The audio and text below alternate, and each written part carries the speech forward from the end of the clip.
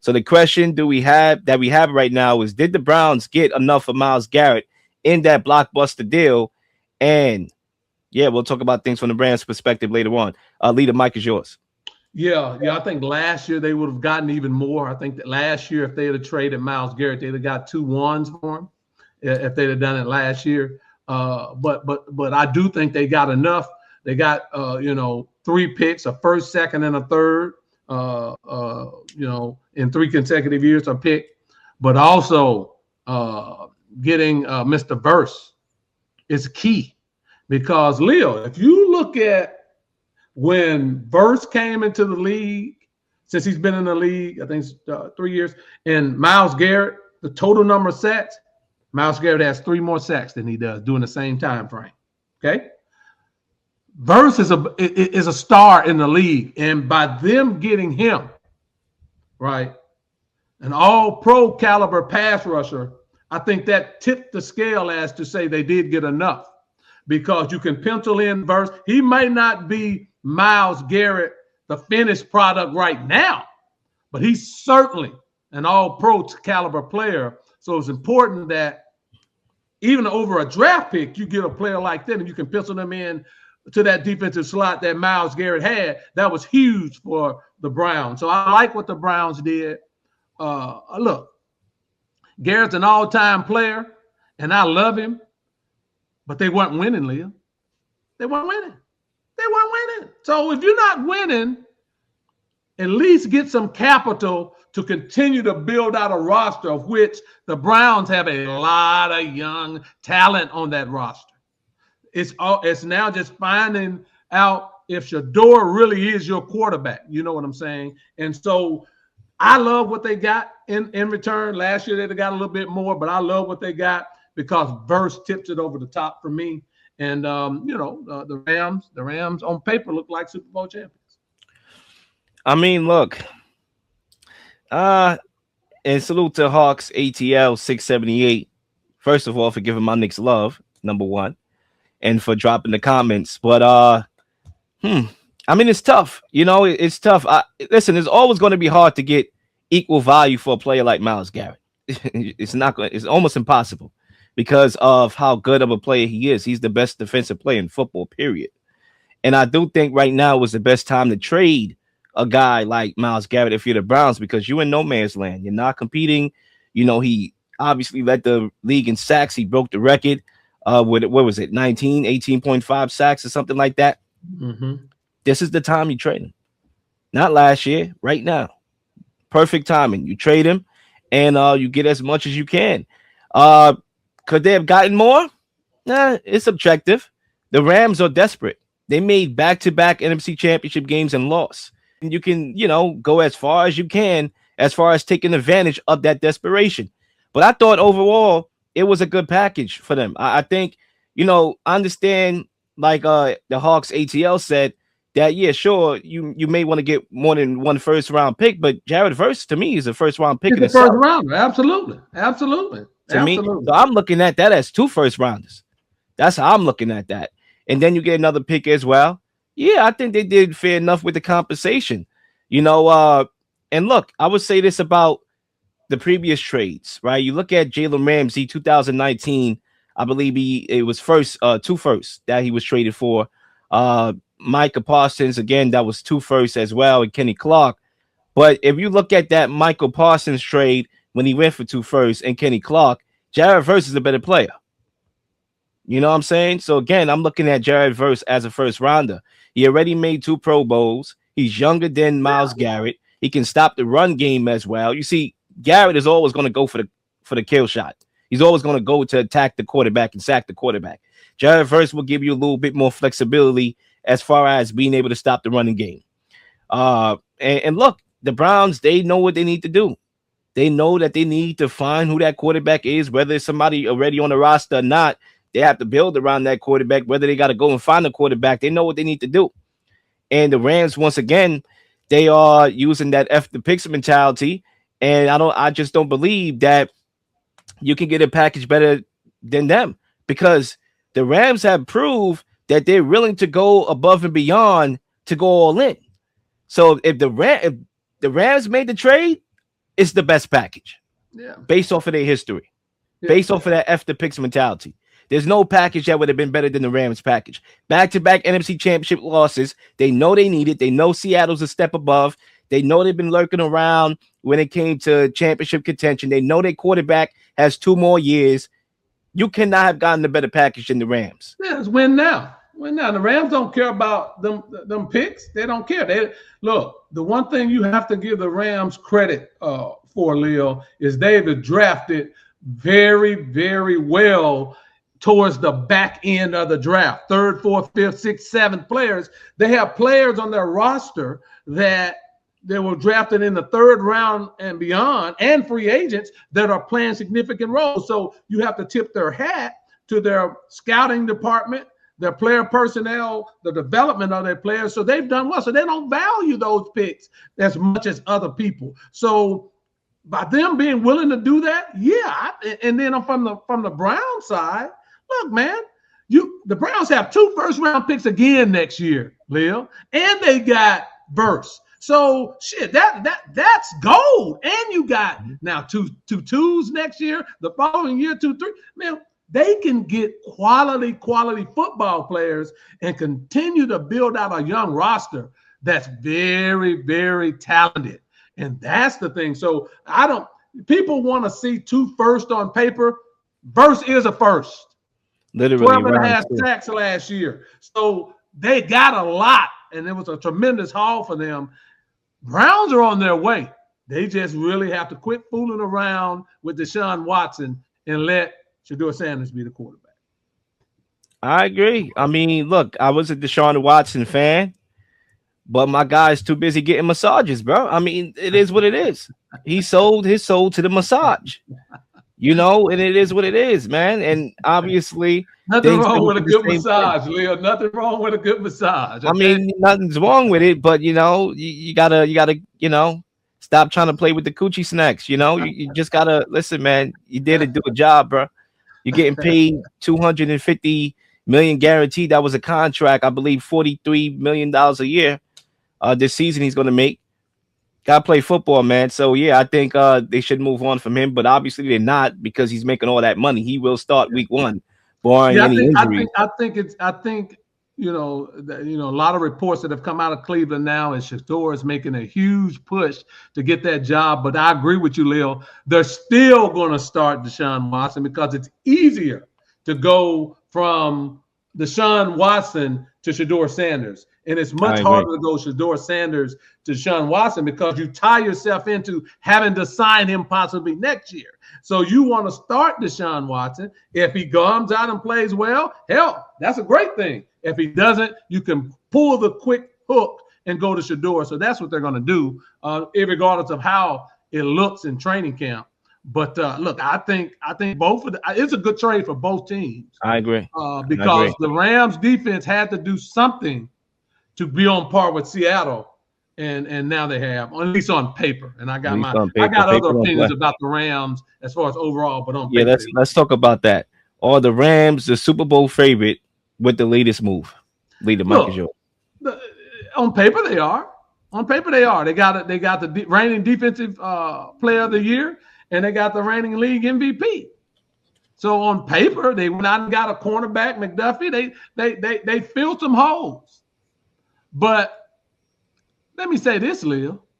Seattle's defense was good at every level. It was all pro, front 4 linebackers. Now, they did lose some players in the secondary, but Seattle's defense, I still would say, is better, even with Myles Garrett. I'm talking about the 11-man squad is still better than the Rams with Myles Garrett. So it all comes down to, for me, how potent Matthew Stafford's going to be. Another year old. He's throwing the football. He's injury prone. And so we'll see. But did the Rams raise the level to come up a little higher on Seattle? Absolutely, by getting Myles Garrett. But I'm not ready to say that they're going to win the Super Bowl. On paper, they look good. But there's a lot of people that will have to say to that, and Seattle's won, Chicago's won, Dallas has won, Even the Eagles. I still think the Eagles are going to bounce back. So there's a lot of teams. Detroit, there's a lot of teams are going to have to say so. But on paper, the Rams, you could, if you're penciling them in right now, we haven't played a game or had any training camp. Yeah, you put the Rams up there, but there are a lot of other things that we're going to have to see. But please quit disrespecting the Seattle Seahawks and Mike McDonough, who I think is one of the best coaches in pro football. Look, on paper, the Rams are definitely in the driver's seat right now. Are they the favorite or not? You know, I like the Broncos. You know, I like the Packers. Once they get healthy, they got a game changer as well. You know, so don't disregard the Packers. They're right up there. I can't call them the favorite, the exact favorite, because, yeah, they made a trade, but guess what? They went back-to-back and lost. Could they get over that hump again? You know, can Matthew Stafford get back to the Super Bowl? We'll find out. I'm not going to call them the favorite, but they definitely have as good a shot as anybody do to come out in the same token. Yeah. Now, when you look at, listen, the best teams win championships, period. All right, football is the most team-reliant sport. Yep. The best teams win championships. Now, the NFL is becoming like the NBA a little bit with the super team nonsense, right? And I'm not really a fan of it, but then again, you know, you do what you got to do to win. I'm not really a fan from a competitive standpoint, but it is where it is. Obviously, Tom Brady went to Tampa. They built a super team over there. Obviously, I was a Tom Brady fan. Greatest quarterback of all time. I wasn't mad at it, but I can understand somebody that was on the outskirts looking inside like, you know, what are we doing here? They won a championship. The Rams did the same thing. The following year, traded for Stafford, traded for Von Miller, won a championship right away. The Eagles had the best football team, right? They traded for A.J. Brown, best football team, best offensive line, best running back, one of the best wide receivers in the league, won a championship. The best teams win football games, and not only football games, but championships. So look, let's not forget the 2007 Patriots that traded for Randy Moss. They made a big blockbuster on this type of level. Guess what? They went undefeated until they lost in the championship. New England, Kansas City has represented, what was it? The conference in the last 10 Super Bowls, and 9 of the last 10. 9 of the last 10, to be correct. Right? Which means that it comes down to team building. It comes down to teams having that experience. You look at the GMs across the league. There's only 5 GMs really that's putting in work, that's gambling, that's willing to go for it. Les Snead with the Rams, Howie Roseman with the Eagles. You could argue Jason Light with the Tom Brady era. Snyder with the Seahawks. They won the championship last year. They went all in. Brad Veach with the Chiefs. Know what I mean? And guess what? Those teams won championships. So you have to go all in if you want to win a championship. And with the super team era, the Rams are doing it again. And so based off of what we see in history in the last couple of years, you can make the argument they should be the favorite. But I do believe that there's football to be played, and I do believe that there's a lot of good teams in the NFC, let alone the AFC as well. Yeah, the NFL is always it's about talent acquisition, right? That's what it's always been. Reggie White went to the Packers. Deion Sanders went to San Francisco. Dan went to Dallas. It's about talent acquisition, and superstar players. They don't change teams, not superstars. They're good players or so-called stars, but they don't change teams at certainly the rate of the NBA. But it's always been like that. People go out and get a star to come over to their team. But it's the NFL at its core will always be about talent acquisition, right? And whether it's through drafting well or going into free agency. But Leo, we have to be honest about this. A third of the league, 2/3 of the league ain't really trying to win, to be honest with you. It's only like a third of the league, right? 10 to 12 teams that really, really go for it and try to win, right? And that is what it is. It's about, look at the Eagles. I mean, excuse me, not the Eagles. The Steelers on cruise control. Yeah, there you go. There are teams that I don't like calling them out because you call it, but you know who they are. You know who they are. And they're happy with making that money that they wear black and yellow. They wear black and yellow. That's one of the teams. They wear black and yellow. I'm sick of their process and how they operate. Now, I mean, like, it's all about winning seasons, never about really competing for a championship. You see that with Pittsburgh because they never really spend a lot of money on the offensive side of the ball. They always sign their defensive players. They have a identity. But the Rams, they go for it. And this is a great move by the Rams. Let's not sugarcoat it. Great move by the Rams. They already had a nice defensive front. You bring Myles Garrett. Michelle. He's a dominant X factor player. And so that's a great move. But Leel, you still have to play them games on the field, and the NFL is such that you got to prove it every Sunday, and you have to prove it on a large scale. I got somebody saying, "Go Raiders!" Look, I expect the Raiders to be much improved. They did a good job in free agency. Let's see what Mendoza is and when they get him in there. But the Raiders will be much improved because they went out and they bought some players that they want to make their team a lot better. So the Raiders will be much improved. I like Bowers. I like the tight end, so they'll be much improved. Absolutely. So, Michelle, I'm going to hit you up on the DM because we got to do a show. Possibly I'm going to hit you up. We definitely got to do a show. So much things going on in the world right now. I got to get on with you. I'm going to look out for my call. But Lee, before we move on, I want to bring this last question up to you. The Cowboys, do you think they should have jumped in here?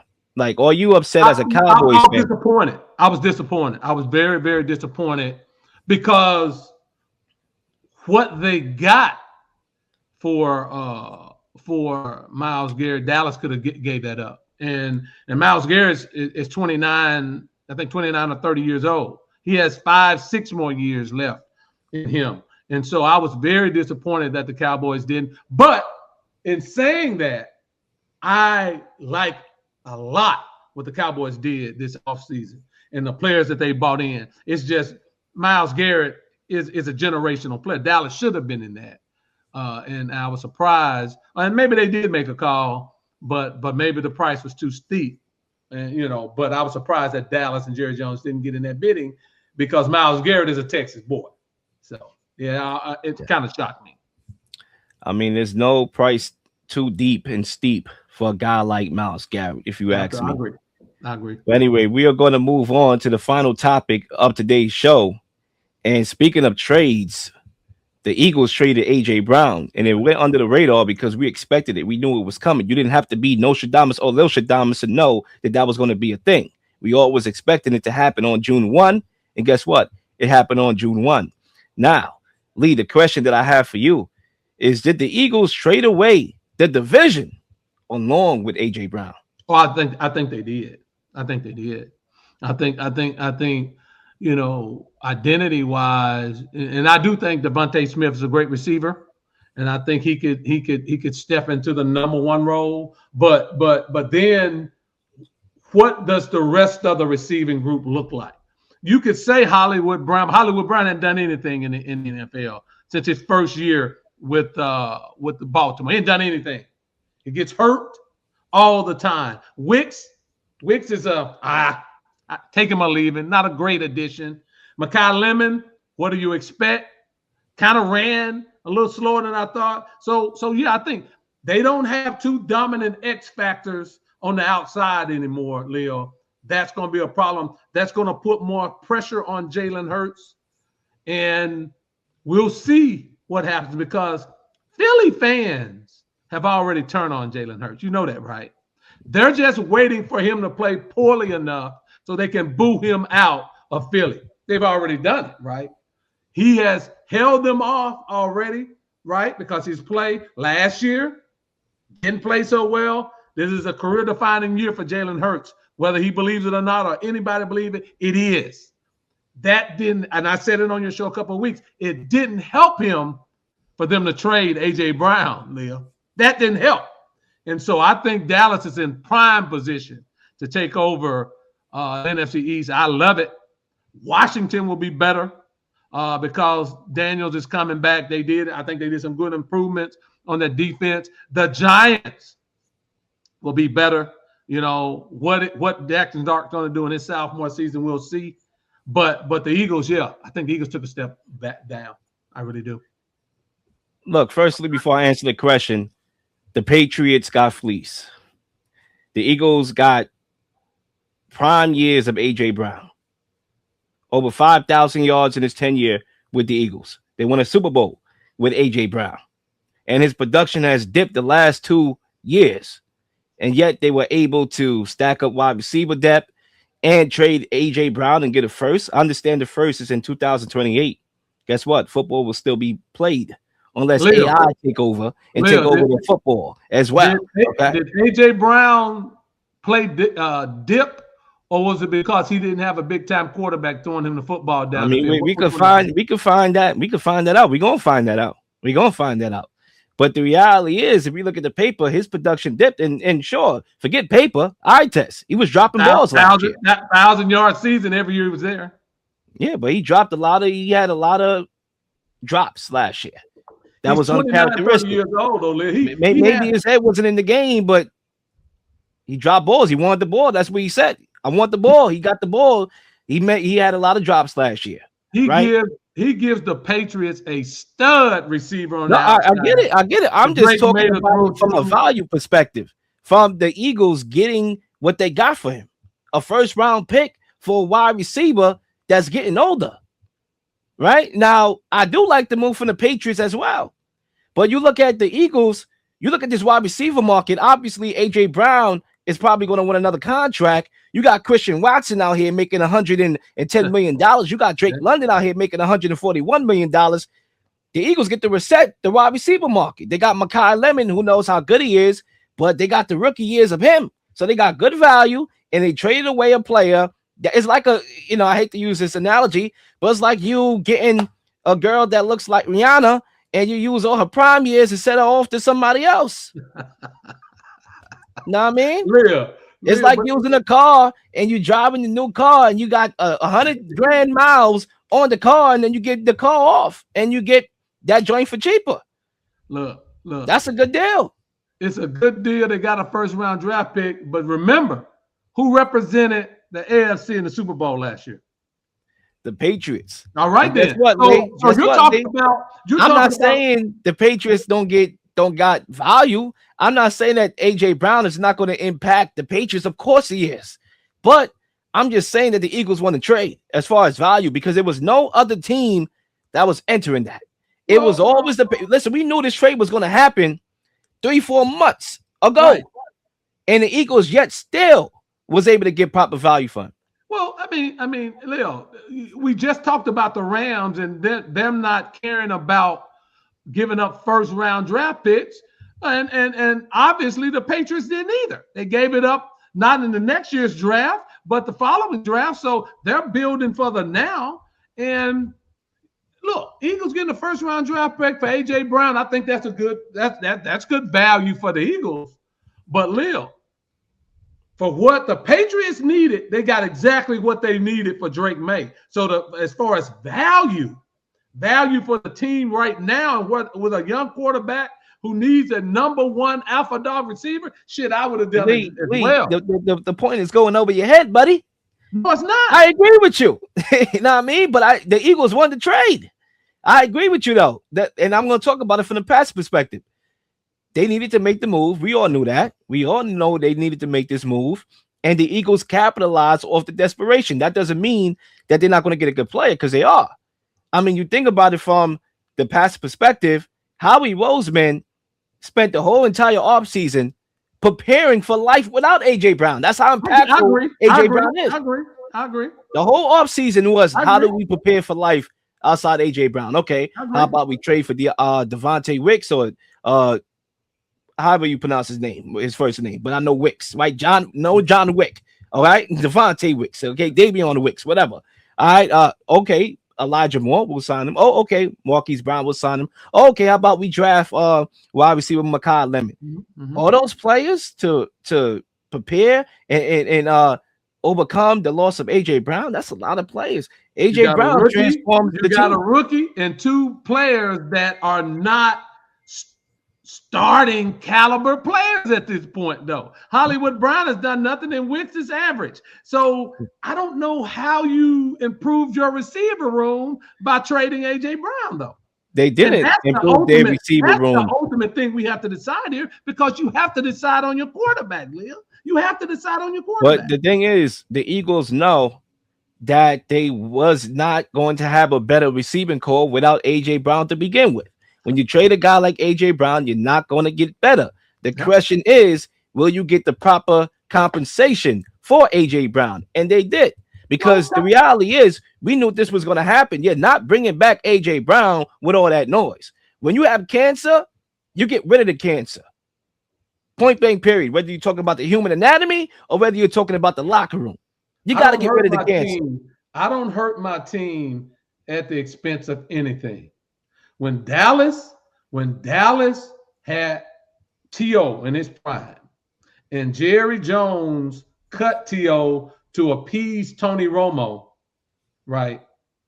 That was the beginning of the end for me when it went towards Jerry Jones being a great general manager for the Cowboys, because he let his feelings get personal because Tony Romo was like a son to him, instead of looking at what he should have been looking at was building and keeping a quality team. Don't get caught up in making mistakes like that, Leel. And that's what they're doing with AJ Brown. We're going to see. We're going to see. Let me finish this. We're going to see at the end of this year if Jalen Hurts is on his way out for the Philadelphia Eagles. And if he is, it'd be large part because AJ Brown is not there anymore.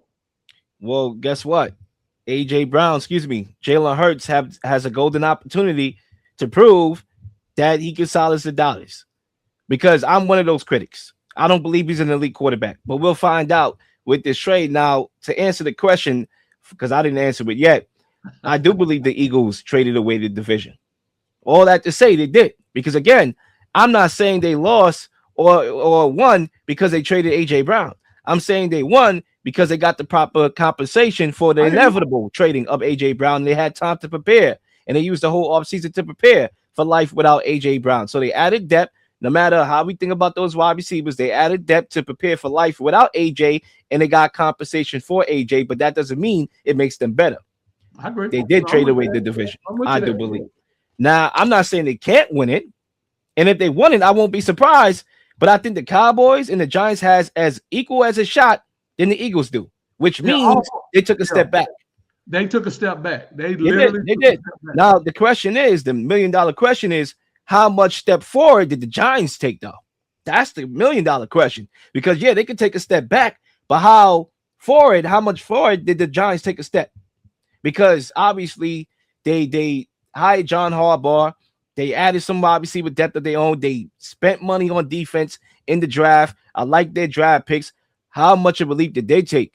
Because to me, let's not forget, if you're the Eagles, the reason why your team was able to be in this spot in the East, winning back-to-back, was because of that A.J. Brown trade to begin with. I agree with that. Are we going to forget about Jalen Hurts before A.J. Brown and how he threw 4 interceptions in the wild card game against the Buccaneers? We forgot. We forgot about that. No, I agree. And then they traded for A.J. Brown, and then he took off. I agree totally. That's why I'm saying I'm not trading a receiver that's 30 or under and in the prime of his career just because of the perception that we didn't get along. The Eagles took a step back last year also because their offensive line was beat up.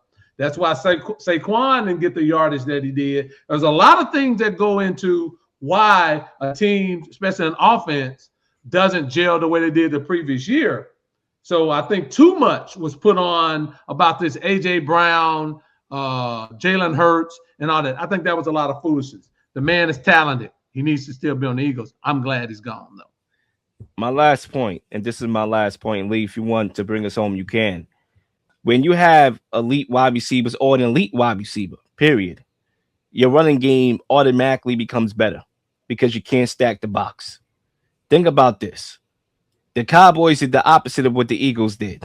They traded for George Pickens last year, and they added another dynamic wide receiver to go along CeeDee Lamb. And guess what? You take a guy like Javonte Williams, who couldn't even beat out Jaleel McLaughlin in Denver. All of a sudden, he's a 1,000-yard rusher. Why? Because you can't stack the box. It makes the running game better. When they had A.J. Brown, guess what? Saquon Barkley been in the league for like 5 years prior to being a Philadelphia Eagle. What happened? Yeah, sure, flashes of greatness, but never could piece it together. All of a sudden, he has the best running back season of all time, arguably, with A.J. Brown. It impacts your team. It impacts the overall offense. And the Eagles are going to lose that dynamic weapon, that guy with the size and the ball skills to be able to, make contested catches and be dominant on the football field and allow everything else to open up. They lose that. So now Jalen Hurts is going to have to be an elite quarterback, and we still don't know if he is. Look, winning is a team stat. Sure, yeah, you have to be a good quarterback to win a championship, I do believe. But then again, Nick Foles won a championship. Trent Dilfer won a championship. I mean, some of these quarterbacks that you don't really put in high regards, some of them are not even Hall of Famers. Not every quarterback who wins a championship is a Hall of Famer. Let's not forget about that. So winning championships is a team stat. We're going to find out more directly who Jalen Hurts is. I agree. No, you said it well. They have a new offense that they're putting in, new coordinator. We're going to see. And like I said, the Philly fans are ready to turn on Jalen Hurts anyway. So that's if the Eagles start slow, you're going to hear a lot out of Philly, and that's going to be a shame because I think Jalen Hurts, anybody that's been to the Super Bowl 2 out of the last 5 years, come on, man, that's ridiculous. So we'll see. Now, to Jalen Hurts' credit, look, go back to the dual threat Jalen Hurts, right? Got to do more of that. Make yourself to impact the game. And so we didn't see that last year, and we need to see that this year. But Jalen Hurts, Super Bowl winning quarterback, 2-time Super Bowl playing quarterback. But the Eagles are ready to do some things, Leel. And we are ready to get prepared for the game tonight, game 2. We're going to make it do what it do. All right, that wraps up another episode of the Real Leel Show with my guy Lee and your boy Real Leel. And make sure you like and subscribe to the channel for more content. Thanks to everybody who commented under the video and participated in this show. And we're going to be back for another one. Sports, politics, conspiracy theories. We are here to give you our unique perspectives on things happening in the world. It's the one and only, The Real Leel on The Real Leel Show.